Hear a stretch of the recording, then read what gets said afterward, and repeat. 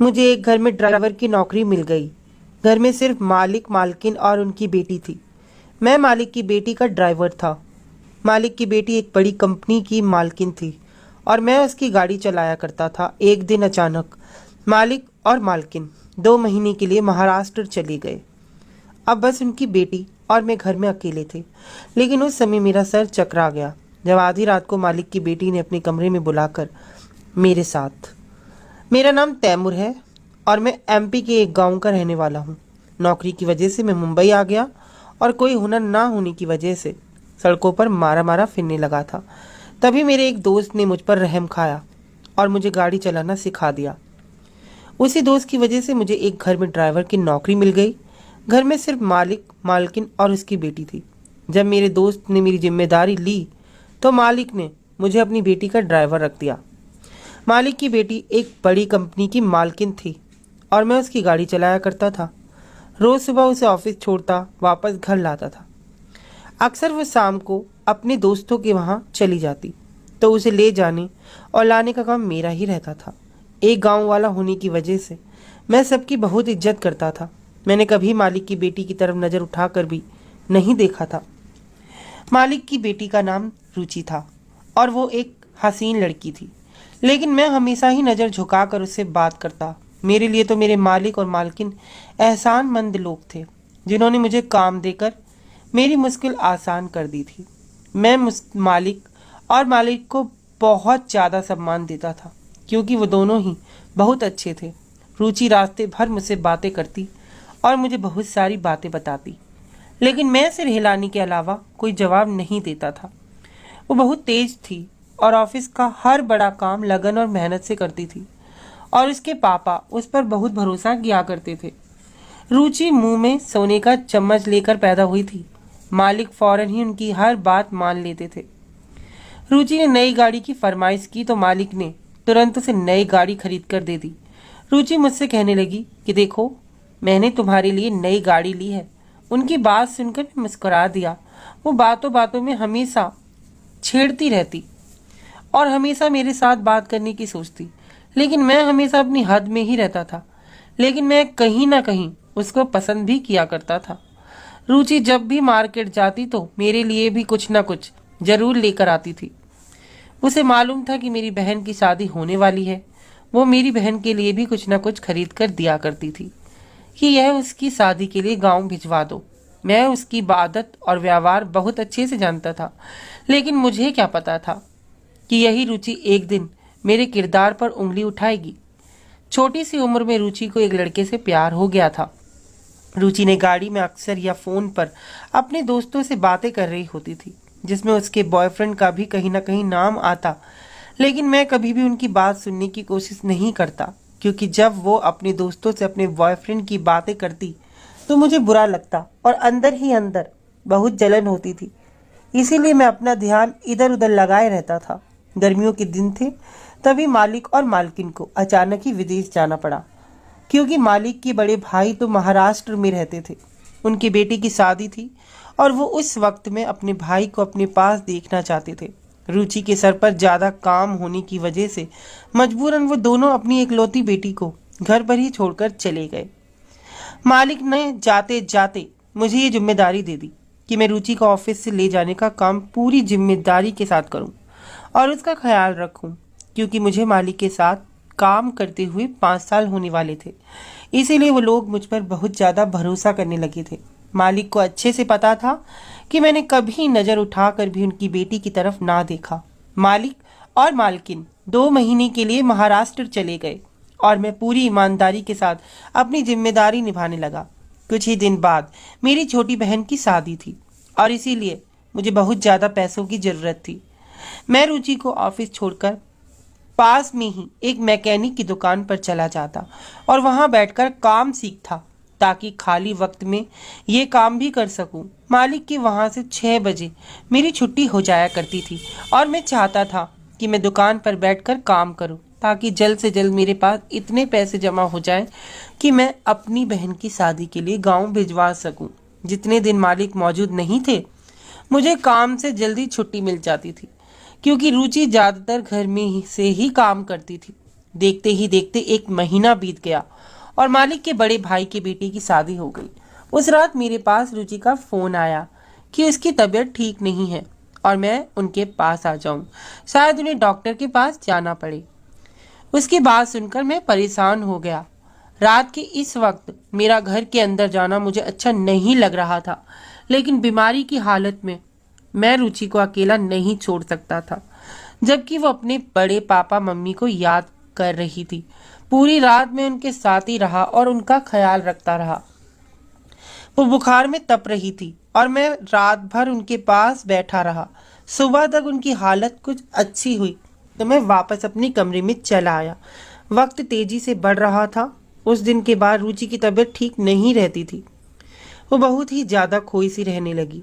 मुझे लगा शायद वो अपने माँ बाप से दूर रहकर परेशान है, लेकिन मुझे क्या खबर थी कि हकीकत क्या है। मालिक ने 2 महीना अपने भाई और उनके बच्चों के पास बिता दिए और पूरे 2 महीने बाद वो दोनों घर वापस आए। मैं उन्हें देखकर बहुत खुश हुआ, लेकिन उस वक्त मेरे कदमों से जमीन निकल गई जब मालिक ने मेरे पास डंडा उठाकर मुझे बुरी तरह पीटना शुरू कर दिया। मुझे गंदी गालियां देते जा रहे थे और मारते जा रहे थे। मुझे समझ नहीं आ रहा था कि मुझसे ऐसी कौन सी गलती हो गई जो मालिक इतना गुस्सा है। वो मेरी बात सुनने को तैयार नहीं थे। जब मुझे पूरी बात का पता चला तो ऐसा लगा जैसे किसी ने मेरे ऊपर आसमान गिरा दिया हो। रुचि ने मुझ पर यह इल्जाम लगाया था कि मैंने उनके साथ जबरदस्ती की है और उनके साथ रात गुजारी है और वो अब पेट से है। और ये बात डर के मारे उन्होंने अपने माँ बाप को फ़ोन पर नहीं बताई कि मैं उन्हें कोई नुकसान ना पहुंचा दूं। मैं हैरानी से रुचि को देखे जा रहा था। कितनी सफाई से झूठ पर झूठ बोले जा रही थी। मैं तो रुचि को बहुत ही सीधा साधा और मासूम समझता था, लेकिन उसने तो मेरे ही किरदार पर उंगली उठा दी।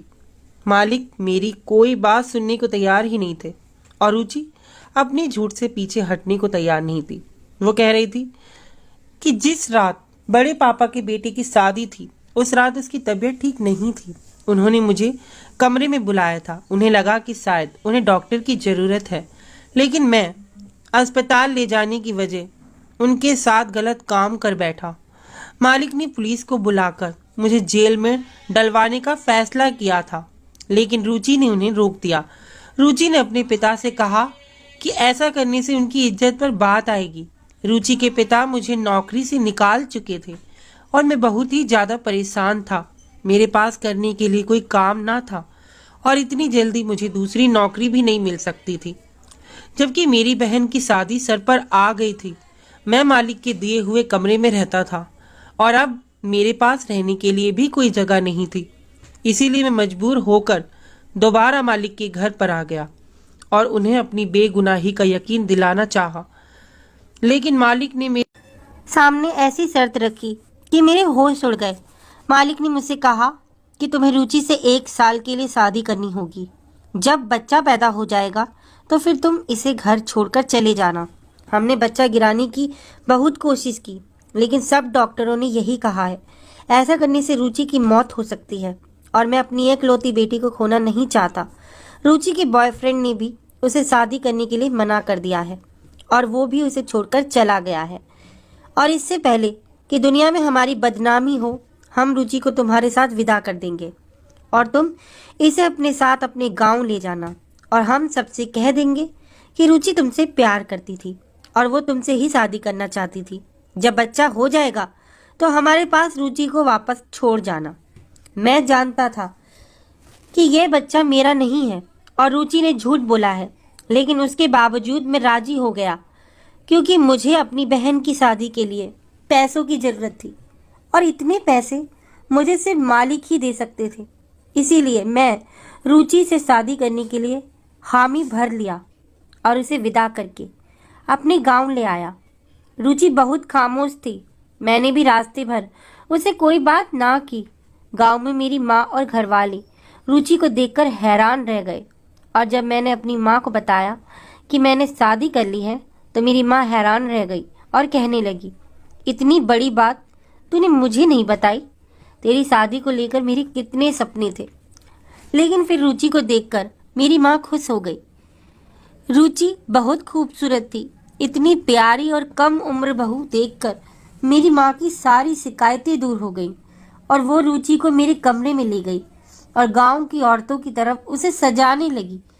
मैं बहन की शादी के इंतजाम करने लगा और रात को जब कमरे में आया तो रुचि दुल्हन के रूप में मेरे बिस्तर पर बैठी हुई थी। मैं उसे देखते ही रह गया। वो कोई परी की तरह लग रही थी।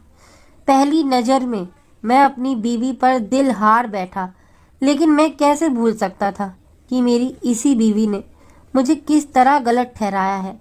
मैं उसके पास बिस्तर पर आकर बैठा तो वो डर की वजह से कांपने लगी। वह अच्छे से जानती थी कि उसने मुझसे किस तरह शादी की है। मैं उसे कुछ कहता इससे पहले वो खुद ही रोने लगी और मुझसे माफ़ी मांगने लगी और मेरे पैरों में बैठ गई। उसके आंसू मेरे दिल पर गिर रहे थे क्योंकि मैंने उसे हमेशा ही बहुत खुश और अच्छा पाया था।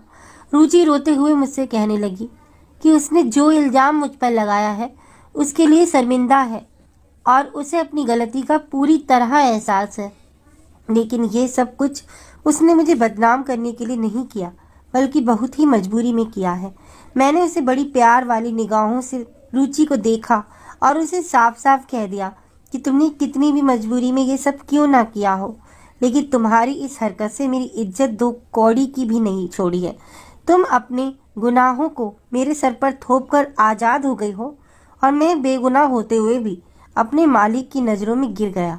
मैं चाहकर भी उन्हें कभी माफ़ नहीं कर पाऊंगा, लेकिन मैं इतना कमज़ोर नहीं कि अपनी बहन की शादी में आई औरत के साथ कोई ज्यादती करूं। इसीलिए तुम इस कमरे में आसानी से रह सकती हो। तुम्हें किसी भी चीज़ की कोई तकलीफ नहीं होगी और जब तुम अपने पाप को इस दुनिया में ले आओ तो यहाँ से जाने के लिए भी आज़ाद हो।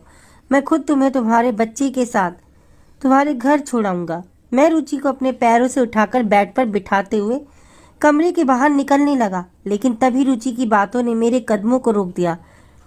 वो कहने लगी कि मैंने कोई पाप नहीं किया जिसकी वजह से मुझे ये इंतजार करना पड़े। ना ही मैंने आपको अपने मालिक की नज़रों में गिराया है, बल्कि आपके मालिक तो आपसे बहुत प्यार करते हैं और वो आप पर सबसे ज़्यादा विश्वास करते हैं। इसीलिए आपके मालिक ने आपकी लाइफ की सबसे कीमती चीज़ आपको दे दी है और उन्होंने मुझसे कहा है मैं शादी के बाद आपको सारी सच्चाई बता दूं। रुचि की बातों ने मुझे हैरान कर दिया। मैं पलटकर उसी का चेहरा देखने लगा जहां मासूमियत छाई हुई थी। वो उस वक्त एक 19 साल की मासूम सी लड़की थी तो ना जाने किस हालत में थी। रुचि कहने लगी कि वो पेट से नहीं है, बल्कि इसके पिता ने मुझसे झूठ कहा है। उसके पिता ने ये सब बहुत मजबूरी में किया है क्योंकि वो अपनी बेटी की जान बचाना चाहते थे। रुचि ने मेरे करीब आकर मेरा हाथ अपने हाथों में पकड़ लिया और मुझे अपने साथ लेकर बेड पर बैठ गई। रुचि बहुत धीरे आवाज में अपनी सच्चाई बता रही थी और मैं चुपचाप उसकी बातों को सुन रहा था। रुचि कहने लगी कि पापा के पुराने दोस्त ने अपने बेटे का रिश्ता बचपन में ही उनके लिए मांगा था। उनके दोस्त और दोस्त की पत्नी बहुत ही अच्छे थे, इसीलिए रुचि के पिता ने उनकी मंगनी अपने दोस्त के बेटे से करवा दी। लेकिन वक्त गुजरने के साथ साथ रुचि के पिता को अपनी गलती का एहसास हुआ क्योंकि रुचि का मंगेतर कपिल अपने माँ बाप का एकलौता बेटा होने की वजह से बहुत ज़्यादा बिगड़ चुका था। उसके पास ना ही पैसे की कमी थी, ना ही कोई रोक टोक करने वाला था। कपिल के माँ बाप कभी अपने बेटे को गलत बात पर नहीं रोकते थे और जिससे मैं प्यार करती थी उससे पापा मेरी शादी होने नहीं देना चाहते थे क्योंकि वो सिर्फ मुझसे मेरे पैसे के लिए शादी करना चाहता था। मुझे नहीं पता था कि वो मेरे साथ ऐसा करेगा, तो मैंने अपने पापा के आगे सर झुका दिया और कहा जहां आप शादी कर दोगे मैं वहीं शादी कर लूँगी। जैसे जैसे कपिल बड़ा होता जा रहा था वो बिगड़ता जा रहा था और कपिल भी कोई अच्छा लड़का नहीं था।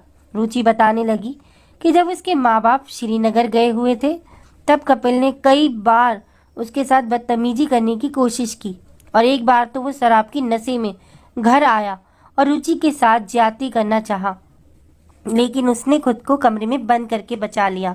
और जब मैंने मना करने की कोशिश की तो वो कहने लगा अब तुम्हारी मेरे साथ शादी होने वाली है, मेरा तुम पर पूरा हक है, मैं जो चाहे वो कर सकता हूँ। और एक रात उसके अकेले होने का फ़ायदा उठाने लगा। उसे एक दिन पहले भी कपिल ने अपने दोस्तों के साथ मिलकर रुचि के साथ गलत करने की कोशिश की और उसी डर की वजह से उसे बुखार हो गया था। उसे समझ नहीं आ रहा था कि वो अपने बचाव के लिए क्या करे, क्योंकि उसे डर था कहीं कपिल उसके साथ अकेलेपन का फायदा उठाकर दोबारा घर में घुस जाए। इसीलिए उसने सारी रात मुझे अपने कमरे में बिठाए रखा। रुचि कपिल से ज़्यादा मुझ पर विश्वास किया करती थी। अपने माँ बाप के वापस आते ही उसने एक एक बात अपने माँ बाप को बताई। मालिक ने कपिल के पापा से बात की। वो अपने बेटे को समझाए, जब रुचि से शादी करनी ही है तो इस तरह की हरकतें करने की क्या ज़रूरत है। लेकिन कपिल के पिता ने यह कहकर बात खत्म कर दी कि कपिल नौजवान है और जोश में आकर होश खो बैठागा। बच्चे हैं, थोड़ी बहुत मस्ती मजाक तो करते हैं। क्या रुचि अपने होने वाले जीवन साथी के साथ कुछ वक्त भी नहीं बिता सकती? रुचि कहने लगी। तभी पापा को एहसास हुआ कि उन्होंने कितना बड़ा गलत फैसला लिया है, क्योंकि कपिल का इतना ज़्यादा बिगड़ने के पीछे कोई और नहीं बल्कि उनके पापा है। वो तो शादी के बाद भी ऐसी घटिया हरकतें कर सकता है। मेरे पापा ने जैसे ही कपिल के साथ मेरा रिश्ता ख़त्म करने की कोशिश की तो कपिल धमकियों पर उतर आया और उसने साफ साफ कहा कि वो मुझे नहीं छोड़ेगा। पापा मुझे लेकर बहुत ज़्यादा परेशान थे। तभी उन्हें बाहर तुम गाड़ी साफ करते हुए दिखाई दिए। मैंने पापा को ये भी बताया कि जिस दिन मेरी तबीयत खराब हुई थी तुमने सारी रात बैठकर मेरी देखभाल की थी।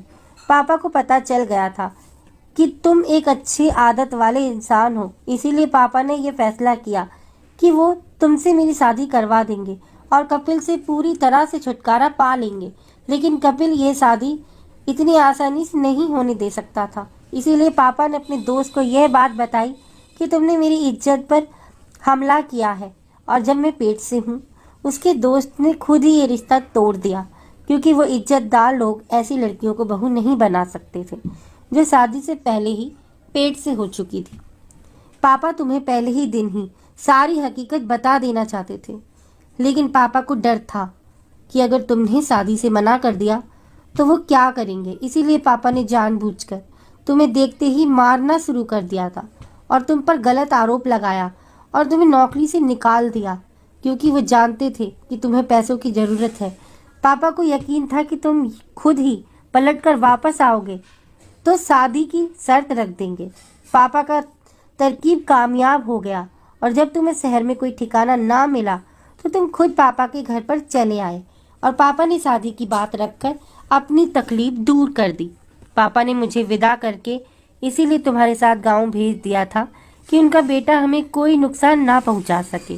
पापा जानते थे कि तुम बहुत अच्छे इंसान हो। तुम चाहो तो मैं ये बात साबित कर सकती हूँ कि मैं पेट से नहीं हूँ और ना ही किसी ने मुझे कभी हाथ लगाया है। बहुत मजबूरी में मैंने पापा ने मुझे तुम्हारे हवाले किया है और मैंने अपने पूरे दिल से तुमसे शादी की है, क्योंकि मैं खुद भी तुम्हारी अच्छाई की गवाह हूँ। हो सके तो मुझे और मेरे पापा को बस एक झूठ के लिए माफ़ कर दो। रुचि की आंखों से आंसू टपक रहे थे और मुझे उन आंखों में से एक बाप की बेटी की बेबसी दिखाई दे रही थी। मैंने रुचि को अपने सीने से लगा लिया। वो एक बहुत ही प्यारी लड़की थी जिसे शायद भगवान ने इस तरह मेरे नसीब में लिखा था। मेरी माँ ने बहन की शादी की रस्मों के साथ साथ मेरी भी शादी की रस्म शुरू की। मैं अपनी बीवी को गांव के लोगों की तरह सस्ता संवरता देखकर खुश हो रहा था। रुचि ने अपने पापा को फ़ोन करके बता दिया था कि यहाँ हमारी शादी की रस्में हो रही हैं, तो रुचि के माँ बाप भी शादी में हिस्सा लेने के लिए मेरे गांव चले आए और वो भी हमारी शादी में शामिल हो गए। मेरे मालिक ने आते ही हाथ जोड़कर मुझसे अपनी गलती की माफ़ी मांगी, लेकिन मैं तो उन्हें पहले ही माफ़ कर चुका था। मैं खुद एक बहन का भाई था और मुझे अच्छी तरह पता था कि कोई भी बाप या भाई अपनी बेटी की शादी किसी भी ऐसे इंसान के साथ नहीं कर सकता जो बदतमीज और बहुत ही ज़्यादा बिगड़ा हुआ हो। ये बात जो मुझे अच्छी तरह समझ आ गई थी कि अपने बच्चों की किस्मत के फैसले उनके बचपन में नहीं करने चाहिए, क्योंकि बड़े होकर वो न जाने कौन सा रास्ता चुने या फिर उनके दिल में किसी और की मोहब्बत बस जाए। आप इस बात का पता नहीं लगा सकते और आपकी बहन या बेटी इतनी सस्ती नहीं होती कि आप किसी बदतमीज इंसान के साथ उसकी शादी कर दें, या फिर क्या पता उसके दिल में किसी और की